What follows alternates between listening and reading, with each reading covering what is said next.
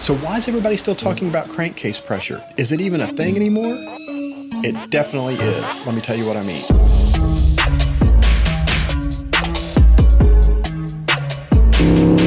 What's up, everybody? As you gathered from that intro, it's time to revisit crankcase venting. I've covered a lot of topics related to this. I didn't count the videos, but I think it's like 10 videos that we've covered on this. So if you want to check out all those other previous videos, you can use this link or the link in the video description. And I'm going to cover 4 topics in today's video. 1, do we still need to be concerned about crankcase pressure? 2, is the transmission top cover still worth doing? 3, should you also do an external breather mod? And 4, which crankcase venting solution am I using? So if you want to jump ahead to any of those other sections, use the links in the video description and you can go right to what you're most interested in.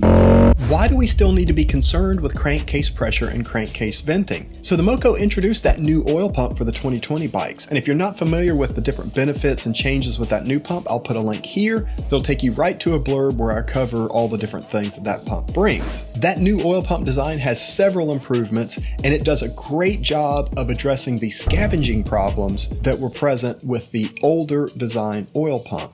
But it does nothing whatsoever to deal with crankcase pressure and crankcase venting. That's an entirely different thing. So if you've got crankcase pressure, it's a good idea to get that out of there, vent it out, and alleviate that pressure for better engine performance and better engine longevity. Do you have crankcase pressure? Almost certainly yes. And there's a quick check that you can do to find out for yourself. Pop out the dipstick, fire up the bike, put a plastic bag or a balloon over the oil filler hole. If you see that bag or that balloon inflate pretty quickly, and I'm pretty sure you will, then you have crankcase pressure. It has nothing to do with the oil pump. It's just one of the things that we get with these Milwaukee 8 engines and plenty of other engines well before the Milwaukee 8. And so it's that crankcase pressure that needs to be vented, because positive crankcase pressure can cause a whole host of problems, can lead to something, and cause lots of other long-term problems with your engine. Crankcase vacuum, on the other hand, is very beneficial and does all kinds of good things for the engine. It helps the ring seal better, it minimizes bubbles in the oil, which helps the pump work better, and brings other benefits as well. That's an entirely different topic that we won't get into here, but the point is, the oil pump changes and improvements do nothing to deal with crankcase pressure and crankcase venting. Don't confuse the two, they're completely different. By the way, let me pause just a second and say thanks so much for stopping to check out this video. My name is Ron Chenal, and here on this channel I tackle projects of all sizes related to the bikes I ride, and I try to give you as much information as I can about those projects. So if that's the kind of content you're looking for, please be sure to subscribe, hit that notification bell, and enable all notifications so you'll be alerted whenever I post a new video. Let's get back to crankcase venting.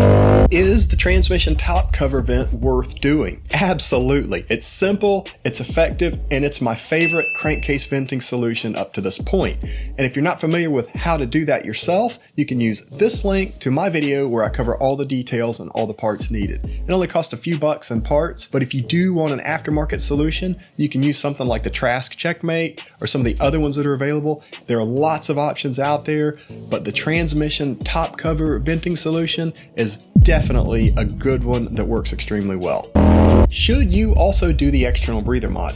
So here's the thing, even if you use the transmission top cover vent or some other venting solution like a vented dipstick or whatever, you're still going to get oil in your intake. So what do I recommend? Well, check your throttle body, see how much oil you have. If it's not a lot of oil and it's something you can live with, then don't do the external breather mod. If you check that throttle body and there's more oil in there than you want to see, then you might consider doing that external breather mod. But there is a trade-off. If you block those ports and do the external breather mod, you basically eliminate the potential for vacuum in your crankcase. Is that a bad thing? Well, not necessarily, but as I mentioned before, crankcase vacuum is extremely beneficial for the engine, and it's just generally better for the engine crankcase to be under vacuum. So if I had to pick just one, I would vent the pressure. If I could keep some crankcase vacuum, that's great. I'm willing to do that. But again, my number one goal would be to get rid of that crankcase pressure because it is undoubtedly bad for the engine. So which crankcase venting solutions am I using? As you can tell from my videos, I've tried several different solutions and I do switch those up from time to time just to try different things and see how they work. But lately I've been using both mods.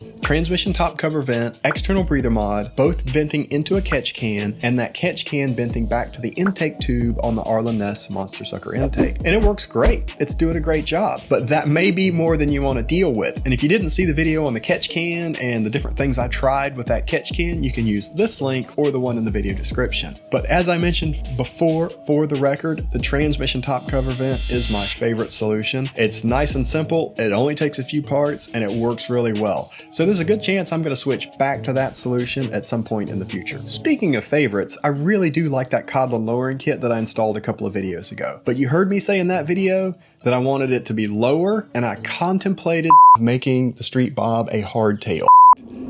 Well, that happened. So be on the lookout for that video. Make sure you have notifications enabled so you'll be alerted when that video comes out. It's the next one in the lineup. And there's a whole host of really cool projects coming up. You don't want to miss out on any of them. I'm telling you, there's some really neat stuff that's going to happen. Have you vented your crankcase at the top cover or the dipstick? Did you have any problems? How well has it been working? Is there a different solution that you would like to try? Drop in a comment and let me know. I'd love to hear from you. I enjoy hearing about your projects and I enjoy learning from what you've learned along the way as you've done your projects as well. Also, let me know if there are any other video topics you want me to cover. As I mentioned, I've got a whole host of topics in the hopper coming up, but I love getting ideas from each of you. If you found this video informational or useful, please do hit that thumbs up button to share with your friends. That means a lot to me. It helps the channel out and it shows YouTube that you appreciate this content. And if you're new here, please do consider subscribing, hitting that notification bell and enabling all notifications so you'll be alerted whenever I post a new video. Thanks so much for watching. Enjoy the ride. I'll see you next time.